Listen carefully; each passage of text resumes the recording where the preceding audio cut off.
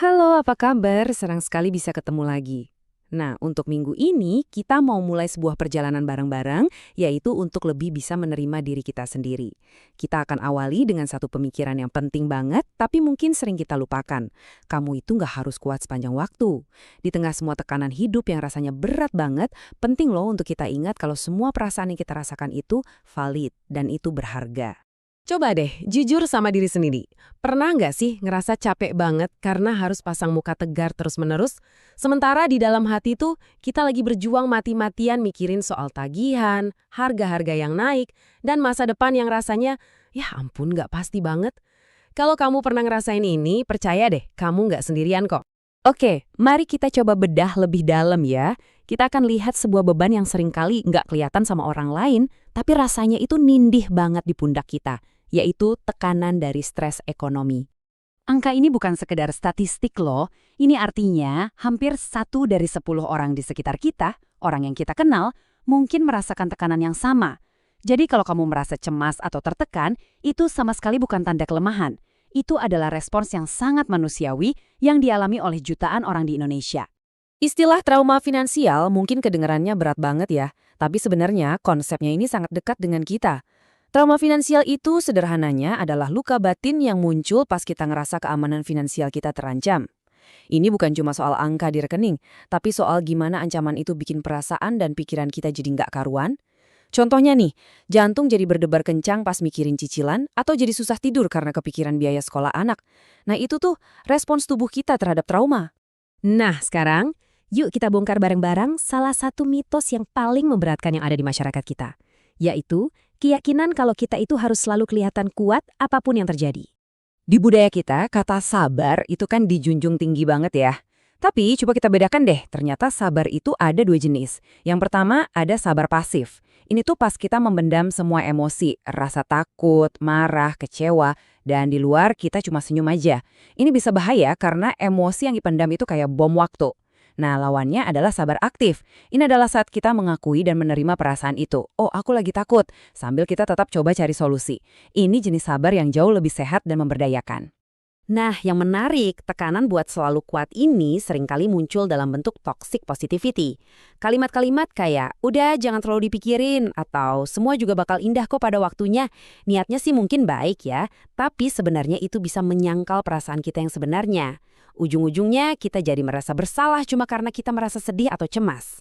Akhirnya kita jadi terbiasa menyembunyikan apa yang kita rasain, dan itu malah nambahin beban mental kita.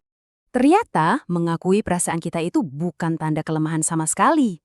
Justru, itu adalah cara kerja alami otak kita untuk bisa jadi lebih tenang. Yuk kita lihat sedikit sains di baliknya. Coba bayangin deh, amigdala ini kayak alarm darurat di otak kita. Pas kita hadapi stres finansial, misalnya dapat notifikasi tagihan, alarm ini langsung bunyi kenceng, bikin kita jadi panik, takut, atau cemas. Ini reaksi alami tubuh kita buat melindungi diri. Nah, di sisi lain, ada yang namanya korteks prefrontal. Anggap aja ini kayak manajer yang kalem dan logis di otak kita. Tugasnya adalah menganalisis situasi, bikin rencana, dan yang paling penting, dia yang bertugas menenangkan si alarm darurat yang tadi bunyi itu. Dan disinilah keajaibannya terjadi. Ketika alarm di otak kita lagi aktif, ada satu langkah super simple yang bisa kita lakukan. Kasih nama buat perasaan kita. Cukup dengan bilang ke diri sendiri, oke, aku sekarang lagi merasa takut, atau aku lagi cemas banget nih. Tindakan sesederhana ini ternyata langsung mengaktifkan si manajer logika di otak kita. Si manajer ini kemudian kirim sinyal buat bikin alarmnya jadi reda. Secara fisik detak jantung kita jadi melambat, napas jadi lebih teratur. Ini bukti ilmiah kalau mengakui emosi itu adalah langkah pertama untuk menenangkannya. Oke, setelah kita paham kenapanya, sekarang kita pindah ke bagian yang paling aplikatif. Gimana caranya? Ini ada beberapa langkah praktis yang bisa langsung kamu coba di kehidupan sehari-hari. Salah satu metode yang paling ampuh dan didukung sains itu namanya menulis ekspresif. Caranya gampang banget. Cukup luangkan waktu 15 menitan, cari tempat yang tenang, terus tulis semua kekhawatiran finansial kamu tanpa disensor. Tumpahin aja semuanya ke kertas. Nggak usah pusingin tata bahasa atau tulisannya rapi atau enggak. Proses ini tuh bantu banget buat mindahin pikiran yang ruwet dari otak emosi ke otak logika. Jadi pikiran-pikiran yang mengganggu itu bisa berkurang. Kalau untuk momen-momen cemas yang datangnya tiba-tiba, kayak misalnya pas mau buka aplikasi mobile banking, kamu bisa coba teknik pernapasan kotak ini. Gampang kok, tarik napas pelan-pelan hitungan keempat, tahan 4 hitungan, hembuskan pelan-pelan 4 hitungan, terus tahan lagi 4 hitungan. Ulangi beberapa kali.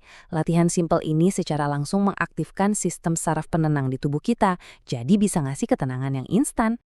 Jadi, poin kuncinya adalah kamu itu punya banyak pilihan.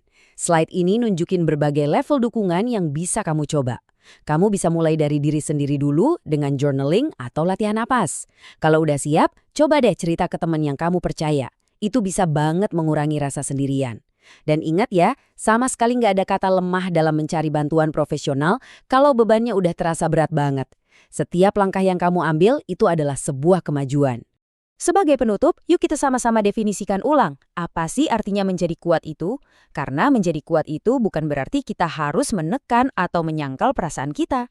Kekuatan yang sejati itu justru ada pada keberanian kita untuk menjadi rentan. Keberanian untuk bilang ke diri sendiri, hari ini aku lagi nggak baik-baik aja. Atau, kayaknya aku butuh bantuan. Karena dengan mengakui apa yang kita rasakan, kita justru memberi diri kita pondasi yang kokoh untuk mulai pulih dan mencari jalan keluar. Aku ingin menutup bahasan kita kali ini dengan sebuah pertanyaan kecil untuk kamu renungkan. Nggak perlu kok mikirin langkah yang besar-besar, mungkin sesederhana mengambil nafas dalam-dalam saat kamu cemas, atau mungkin menulis satu kalimat aja tentang apa yang kamu rasain hari ini. Apapun langkah kecil yang kamu pilih, itu adalah langkah nyata menuju kekuatan yang lebih jujur pada diri sendiri. Terima kasih banyak ya sudah menyimak.